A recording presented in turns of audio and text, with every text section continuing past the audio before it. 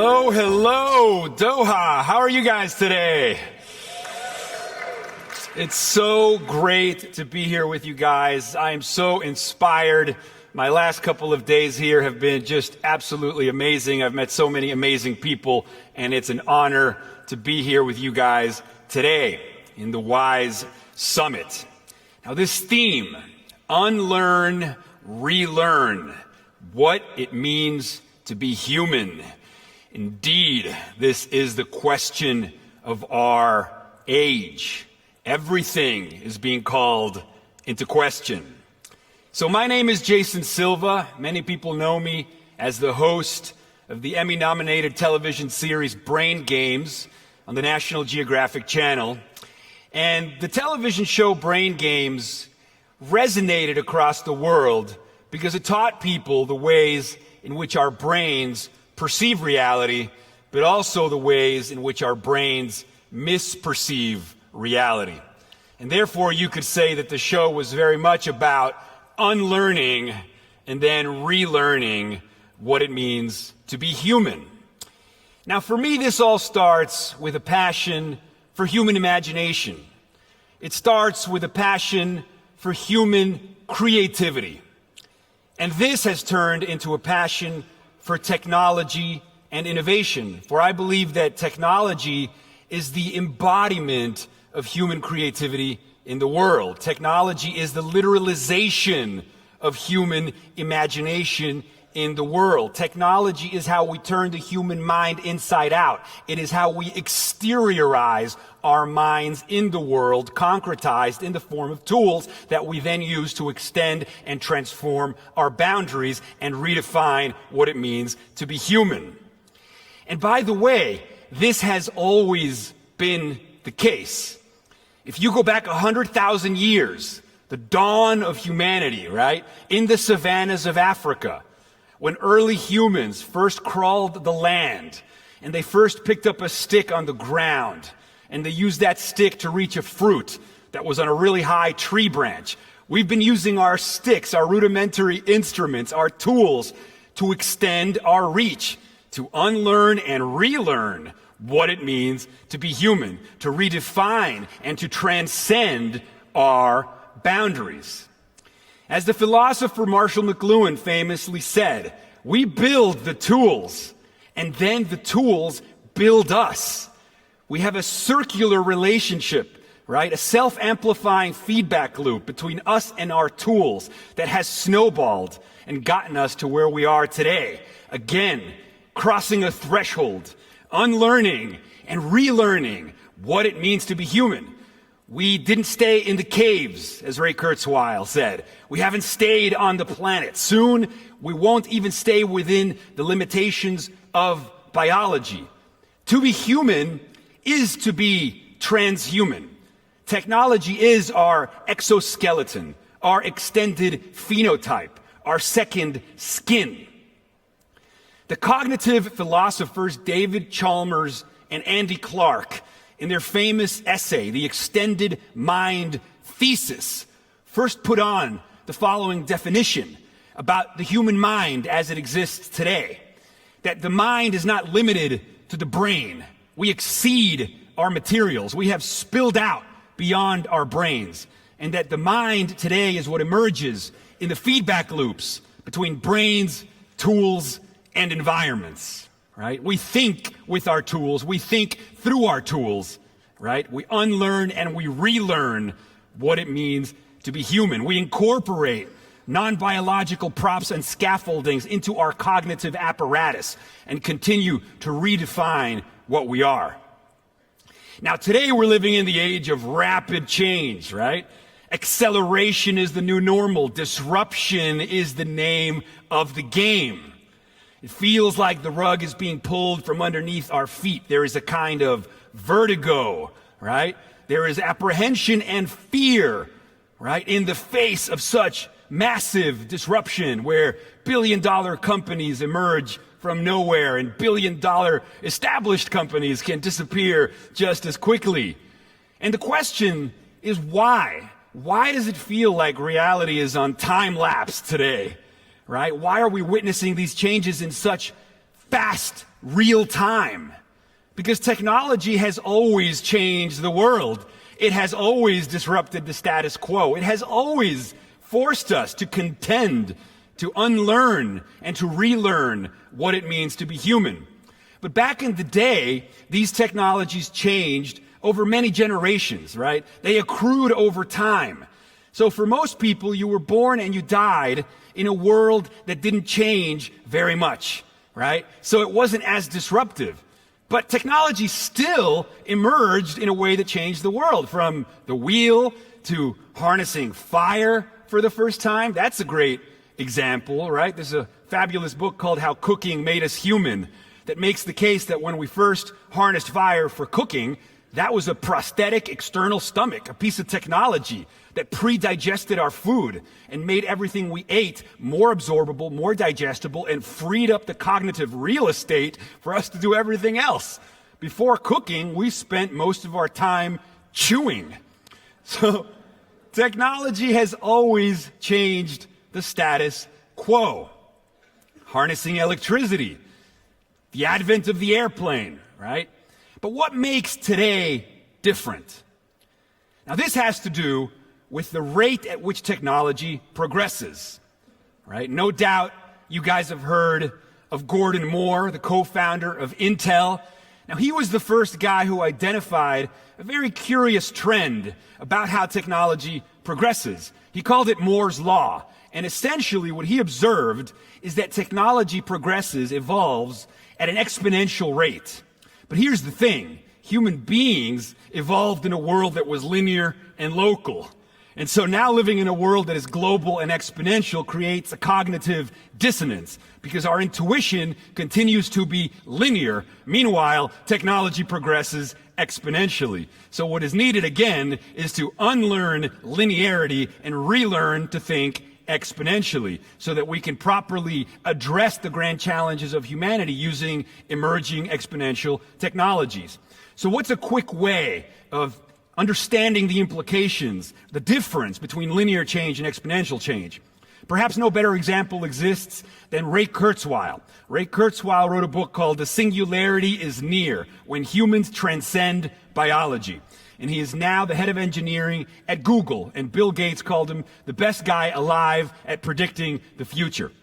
The example he uses is called the 30 steps example. So if you take 30 linear steps, you get to 30, right? 30 steps of progress gets us to 30, right? That's our intuition. Because 100,000 years ago, we had to make a linear calculation to see how far away that lion was and how quickly it could get over and eat us. Our wiring is linear. But now take the same amount of steps exponentially, okay? That's how technology is progressing. It's still 30 steps, but each one is exponential. So in 30 steps exponentially, you get to 1 billion. Think about it. 30 linear steps gets you to 30. 30 exponential steps gets you to 1 billion. And technology is advancing exponentially. And that is the reason why the smartphone in your pocket today is 1 million times cheaper, 1 million times smaller, and 1,000 times more powerful than what used to be a $60 million supercomputer that was the size of this auditorium 40 years ago. Now just consider the astonishing progress that we've made. Look how far we've come. Look how fast we've gotten here. In 40 years, a supercomputer the size of this building has shrunk down to a device that fits in your pockets, which is 1 million times cheaper, right? That means more people can afford it, right? 1 million times smaller, that means it fits in your pocket, and yet 1,000 times more powerful than that supercomputer 40 years ago. That's why a young kid in Doha today, or in Mexico today, with a smartphone in their pocket, has better communications technology than a president had 25 years ago. How does this change what becomes possible? We must unlearn and relearn what it means to be human. In the face of the fact that the supercomputers of yesterday, with all of their potential, are now in the hands of everyone else, right? We all have the tools to change the world. And so we have to think differently about what becomes possible. Stephen Johnson wrote a magnificent best-selling book called Where Good Ideas Come From, A Natural History of Innovation. And in the book, he introduces the concept of the adjacent possible. Now, the adjacent possible is like a shadow from the future that hovers over the present and provides a map of all the ways in which the present can reinvent itself. So when I think about unlearning and relearning what it means to be human, I think about the adjacent possible. I think about emerging technologies. I think about how to transform education to harness the natural curiosity of young minds and teach them about exponential technologies to address the grand challenges of humanity. Because these exponential trends are not stopping, right? In the next 25 years, the smartphone in your pocket will be a blood cell-sized device in our bodies and brains, reverse engineering us from inside out. Brain-machine interfaces are on their way. What's also happening is that software is eating the world. So biology is becoming a programmable medium. Biology is becoming an information technology. So on the back of advances in artificial intelligence, you also have exponential advances happening in biotechnology and genetics, right? Because biotechnology means mastering the information processes of biology. Because it turns out that biology is software. DNA is code. We are made of language. We are alphabetic all the way down. Our genes are little software programs. And the speed at which we're learning to harness and program the software of biology is advancing 3 times faster than exponential. Think about that. Gene sequencing is advancing 3 times faster than these exponential rates. It's why the eminent physicist Freeman Dyson has written that in the very near future, a new generation of artists are going to be writing genomes with the fluency that Blake and Byron wrote verses. Think about how beautiful that is when biology becomes the new canvas for our artistry and our genius. What must we relearn, right? What must we unlearn in order to harness the power of the software of life to start self-modifying ourselves and recursively self-improve ourselves and become something far greater than what we are? As Shakespeare famously said, we know what we are, we know not what we might be. So these are the 3 exponentially emerging technologies that in Silicon Valley they say are leading us towards a technological singularity or a Cambrian explosion of mind. It's artificial intelligence, right? It's biotechnology, and it's also nanotechnology. And with nanotechnology, we can pattern atoms and program atoms, which are the building blocks of the physical world, the same way we program ones and zeros with digital technology. So with nanotechnology, the world becomes a programmable medium. Nanobots in our bodies and brains, buildings that self-assemble, right? Technology as a resource-liberating mechanism, as Peter Diamandis wrote in Abundance, and scarcity as something that is contextual, right? Everything must be unlearned and relearned, even notions of scarcity itself on the back of these 3 emerging technologies, right? Unlearn, relearn. So how do we get kids excited about this stuff? How do we subvert the doom and gloom? Or a media in which if it bleeds, it leads, or the fear that the robots are taking over our jobs? We need to appeal to the natural and innate human hunger for knowledge. I heard a neuroscientist once describe human beings not as carnivores or omnivores, but as infovores. We need a constant access to new, interpretable information, right? As Isaiah Berlin wrote, to understand is to perceive patterns. As Carl Sagan wrote, understanding is a kind of ecstasy, right? We need to appeal to that insatiable curiosity that defines the human spirit. We need to use awe as a portal to knowledge, right? We must unlearn and relearn by obliterating our mental models of what is possible, by transcending what Michael Pollan calls the been there's and seen that's of the adult mind, and see the world as if through the eyes of a child, to awaken the mind's attention from the lethargy of custom and the film of familiarity and redirect it towards the wonders of existence.